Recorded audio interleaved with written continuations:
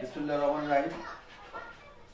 আজ যে উদ্যোগে আমার এই সাততলার আদর্শনগরের পশুর দক্ষিণ গিরের যে রিক্সাওয়ালা ভাইরা আছে, আজকে বেগম খালেদা জিয়ার যে দোয়ার জন্য যে দোয়া মাহফিল দিছে, আমি ওনাদের জন্য আমার অন্তরস্থল থেকে আমি ওনাকে ভালো জানি এবং শুভেচ্ছা জানাচ্ছি। কারণ আজকে ওনারা এত পার রিক্সা চালাইয়া এত কষ্ট করিয়া এত কিছু করার পর আজকে এই বেগম খালেদা জিয়ার উদ্যোগে যে দোয়া মাহফিলটা দিছে বা প্রায় 1000-এর উপরে খাওয়ান প্যাকেট দেওয়া হয়েছে, এটা আমি ওনাদেরকে আমি কি দিয়ে যে ধন্যবাদ জানাবো আমি জানি না। তবে আমি পার্থ ভাইয়ের সৈনিক হিসেবে, বাংলাদেশ জাতীয় পার্টি শ্রমিক পার্টির কেন্দ্রীয় আহ্বায়ক হিসেবে আমি আপনাদেরকে নিয়ে আমি অনেক আশা আকাঙ্ক্ষা করে চলছি। আমি আপনারা রিক্সা চালাইতে পারেন, কিন্তু আমি কেন আপনাদেরকে ওই হিসাব করে আমার চোখে দেখি না। আমি দেখি একটা জিনিস, যেমন পার্থ ভাই আমার নেতা যে সবসময় জন্য গরিবের পাশে রয়েছে, আমি তার আদর্শ নিয়ে আপনাদের পাশে আমি ওই হিসাব করে চলাফেরা করি।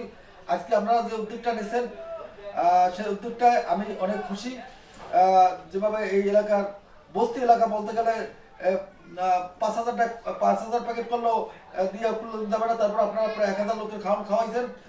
এটা সোহেল নামে ফার্স্টে উদ্যোগটা নিয়েছে, আপনারা জানেন না। এই উদ্যোগটা নেওয়ার পরে আমি ওনাদেরকে বলছি যে ঠিক আছে, যত সহযোগিতা বা যত সহানুভূতি যা কিছু দরকার আমি আপনাদের পাশে আছি, আপনারা করেন। এই পরে এই উদ্যোগটার কারণে আজকে এই বেগম খালেদা জিয়া যে অবস্থায় আজকে এবারকার হাসপাতালে অসুস্থ অবস্থায় আছেন, আমরা হুজুরে দিয়ে যে দোয়াটা করাইছি, আমরা চাই যে এই নেত্রীর মতো পৃথিবীতে বা বাংলাদেশে আর মনে হয় কখনো কোনো নেত্রী আসবে না যদি উনি আমাদের কাছ থেকে চলে যায়। আর যদি আল্লাহর কাছে দোয়া করি উনি আমাদের মাঝে সুস্থ হয়ে ফিরে আসুক। আপনারা সবাই দোয়া করবেন ওনার জন্য। আর আমি একটা কথা বলতে চাই, আপনারা আছেন যখন আপনারা থাকেন, আমার নেতাও এমন একটি লোক, আপনারা ওনার কাছে গেলে উনি কখনো কাউকে দূরে ঠেলে ফেলায় নাই আর কোনোদিন ফেলবেও না। আজকে বিগত 7টা বছর আমি ওনার সাথে চলে ফেরে আমি দেখছি ওনার যে নীতি আচরণ সব সবার জন্য। উনি দেখছি যে ওনার এই গেটের সামনে সন্ধ্যার পরে যখন উনি আসে, এই অসহায় যত এই অসুস্থ রোগী বা অসহায় তাদেরকে খালি হাতে উনি ফিরায় না।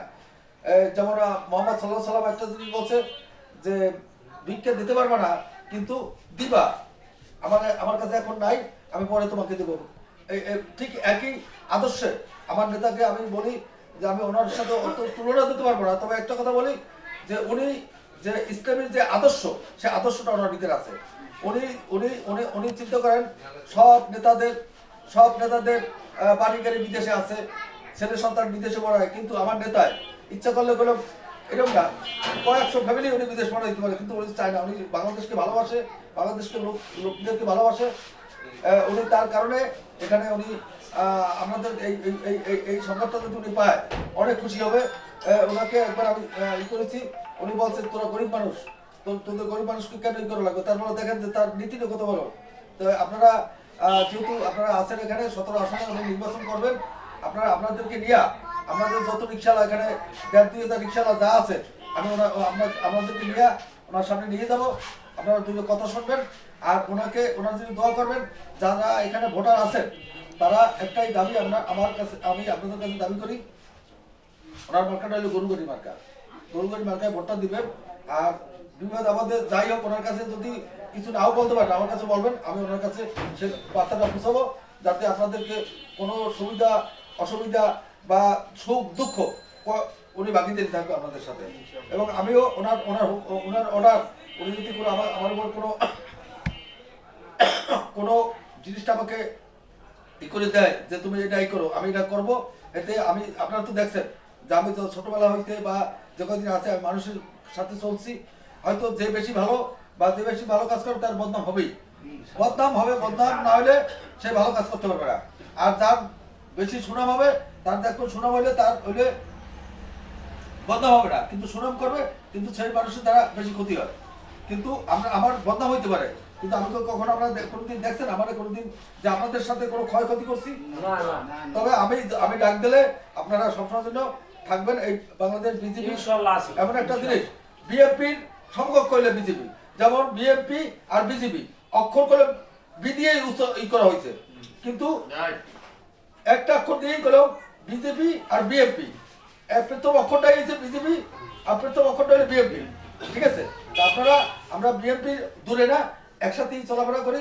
এই খালেদা জিয়া আমার পার্থ ভাইকে ছেলের মতো জানে, তারেক রহমান উনিও ভাইয়ের মতো জানে। আমরা চাই যে আমরা মিলেমিশে এখানে থাকবো, আমরা কারো উপর কোনো ই নেই, দরকার মধ্যে আমরা কিছু ই করবো না, কিন্তু বিএনপি আমাদের পাশেই থাকবে। আমরাও বিএনপির পাশে থাকবো, শুধু বিএনপি আমাদের পাশে না, আমরাও বিএনপির পাশে থাকবো, যাতে আমাদের সুবিধা অসুবিধা হইলে এরা এগুলা আমরা মিলে দিলে সমাধান করবো। ঠিক আছে, যাক আপনারা করছেন, আমরা ভবিষ্যতে যেন আরো বড় করতে পারেন এই আশা ব্যক্ত রেখে আমার কথা শেষ করছি। আর আমার এই বার্তা থেকে আমার ভাই কামাল ভাই, আমার বন্ধু লোক, উনি আসছে শুনিয়া অনেক খুশি হয়েছে। কামাল ভাই কিছু কথা বলবেন আপনি?